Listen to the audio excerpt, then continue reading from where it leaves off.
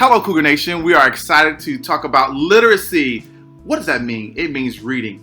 And parents and guardians, there really are 5 parts of reading. There's phonemic awareness, phonics, vocabulary, guess what? Fluency and comprehension. And so as we are learning in education, we are learning to read in like kindergarten and first grade. But as we transition to the higher grades, 2nd, 3rd, 4th, 5th, 10th, 11th, 12th, we are reading to learn. And so we want to make sure we talk about some things like nonfiction. What does that mean? Nonfiction is true biographies, autobiographies, or science. So I want to talk about some key things that help you do well in life and on your tests. Before you start reading, look at the book. And what we want to do is we want to make inferences based on the title, the captions, and the pictures. We want to make an educated guess. Guess what that's called? In science, it's called a hypothesis. So in ELA or reading, you might say inferences or foreshadowing, but in science, you'll say hypothesis. So we want to try to predict what the book is about just by looking at the page. As we're reading the book, what we want to do is use what we call text evidence. What does that mean? It says, when you're reading, we're talking about the antenna or the body. We're talking about the soft, fuzzy skin. And we're talking about their scientific name, Apis mellifera. So when you're doing that and you have to write about it, you would say from page 3, the scientific name is Apis mellifera. And you use that in your writing. So it makes your writing more robust. It makes it, you score higher on tests. And it makes the reader know that you've actually read the book. So you're citing your evidence. Also, when you're reading, sometimes they will put diagrams. Sometimes people read past the diagrams, but the diagrams are important. They will outline specific parts and draw your attention to things that we need to know. So it's talking about the antenna. Remember we talked about the antenna on page 3? It also talks about the wings, the stinger, and other details that we can use as text evidence when we're writing about the story. So when we are getting ready for middle school and high school, and maybe even on a college or military or on a job, you want to be able to make sure that you have an inference before you start reading, that you make a conscious decision to understand or predict what you're going to read about. Also, we know on the FSA or our state exam, majority of the writing prompts are from nonfiction or books that are true. So we want to make sure that we definitely spend time reading those. Also in the back of the book, there are also sometimes in books, especially when it's nonfiction, helpful hints or vocabulary words that will help you better understand the book. Okay, another trick. Come in closer. A lot of times on the back of the book, you look at the front for inferences, but the back of the book on nonfiction will have different authors or readers' opinion about the book. So we might have newspapers or publishers or other dignitaries that have mentioned what they like about the book. That can also give you extra information. So we love reading at Kathleen Elementary Schools. We are Cougars. We're building leaders today to rule the world tomorrow. So thank you, parents, guardians. Thank you for all of our wonderful family, grandparents, aunts, uncles. Thank you so much for your support and supporting Kathleen's reading, because it is essential to life. Go Cougars! Good evening, Cougars and parents. Thank you so much for tuning in to our Literacy Night. So my name is Mrs. Williams, and I am your assistant principal. And this evening, I have the pleasure of sharing one of my favorite all-time books, which is Brown Bear, Brown Bear, What Do You See? And so as I'm reading my favorite story, I'm also going to be giving you tips of how you can engage your child in reading and encouraging early literacy. So the great thing about Brown Bear is that it teaches 3 things. So one thing it teaches is rhyme and predictability and sequencing. So as you're reading the story, the animals are going to be introduced in a sequence.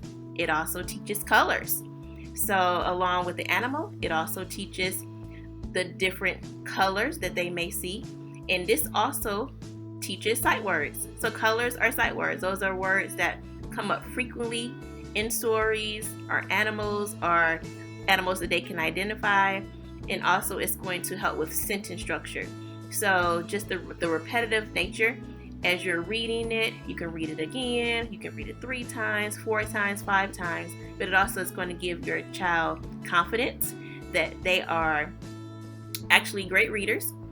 Will they really be reading or will they memorize it? Well, both are great.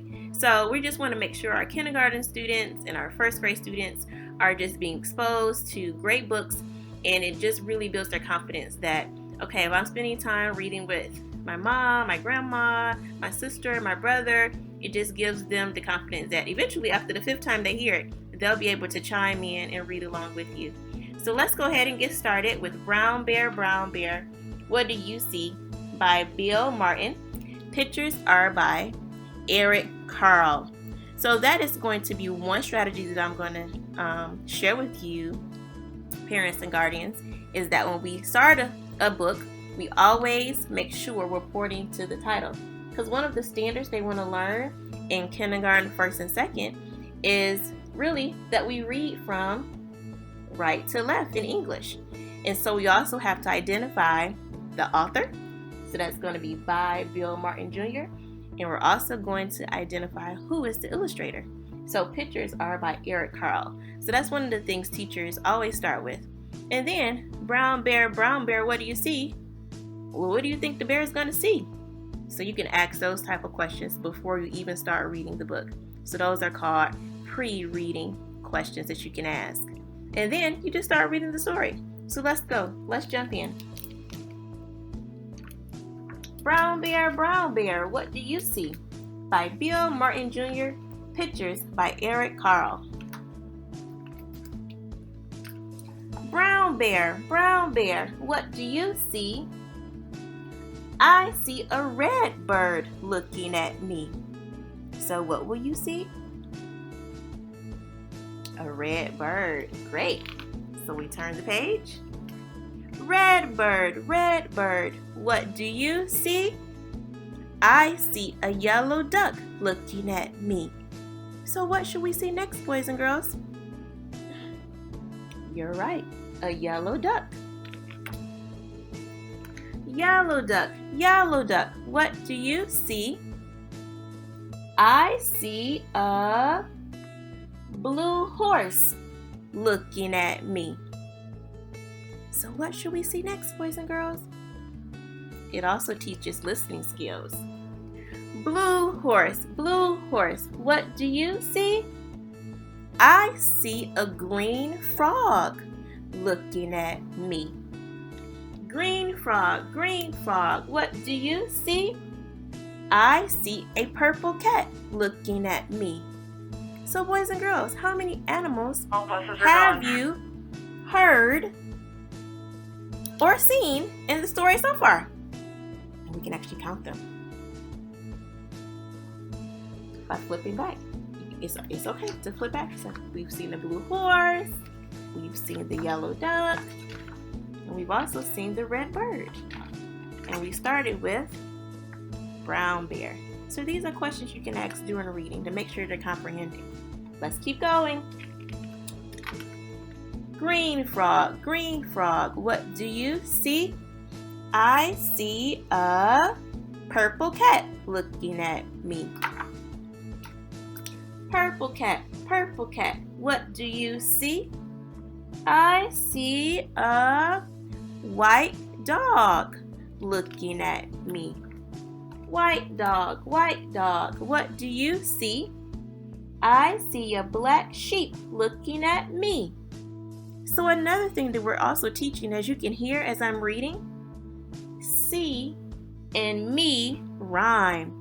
So that's one of our standards here in kindergarten and first grade. They need to recognize the rhyming words, so they'll get better and better.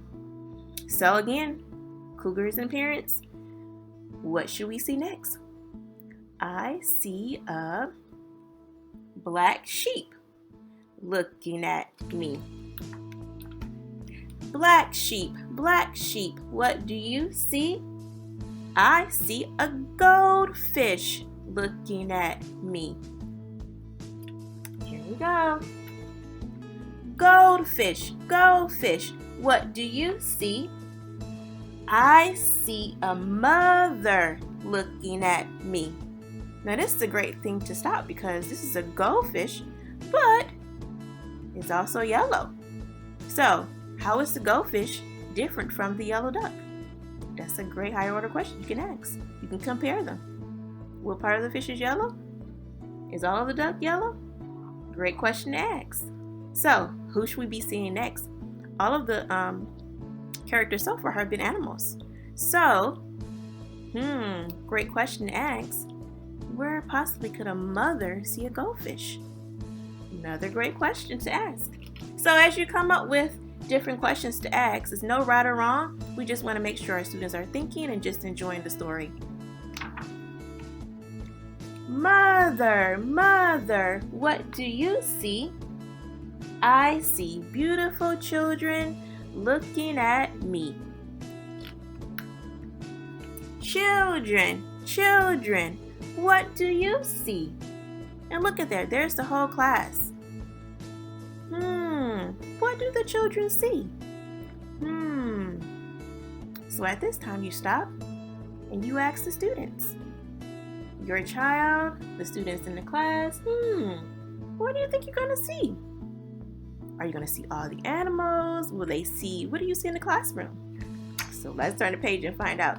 So that is called prediction. You stop there because I wonder, what are we gonna see? We see a brown bear, a red bird, a green frog, a yellow duck, a blue horse, a black sheep, a purple cat, a black sheep, a goldfish, a white dog, and a mother looking at us. That's what we see. So you see at the last page, this is your sequence page because in what order do they remember the animals? So this book is one of my favorite books only because it teaches so many skills. And even though it's a pre-K or kindergarten book, it's repetitive, it has rhyming, it still teaches just the basics of great literacy skills for our students. So we're going to end there. I thank you for tuning in, and remember, for Literacy Night, you're going to fill out just a couple of questions in your literacy ticket, and we will see you on campus to pick up your free book for Literacy Night. We thank you for your time and hope you gain some tips about how to encourage early literacy with our K-1 and 2 students. All right, thank you so much, and we'll see you around campus. Hi, this is Miss Texera in the library. I just wanted to take a quick minute to show you how to use the Renaissance Home Connect website so you can take a look at your child's AR progress at home. So first of all, you should have gotten a Renaissance Home Connect letter that looks like this from your child's teacher. If you didn't get one yet, please let your teacher know so she can get it to you. At the bottom of the letter, you're going to find the link you need to go to the website and your child's username and password.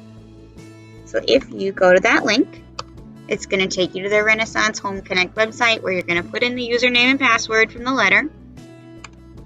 And then once you're on, you'll be able to look at things like your student's progress to their goal. In the upper right-hand corner, if you click that orange circle, you can ask for email updates on your child. You'll be able to see what book levels they've been taking tests on and if it meets the goal their teacher set for them, and their average from all the quizzes they've taken. If we scroll back up to the top, if you click on the My Completed Work, you'll be able to see an individual look at each AR test they've taken so far this year and the score that they got. And that way you can have conversations at home with your child about their AR and help them keep rocking and rolling. If you have any questions, feel free to contact me or your child's teacher. Have a good night, guys.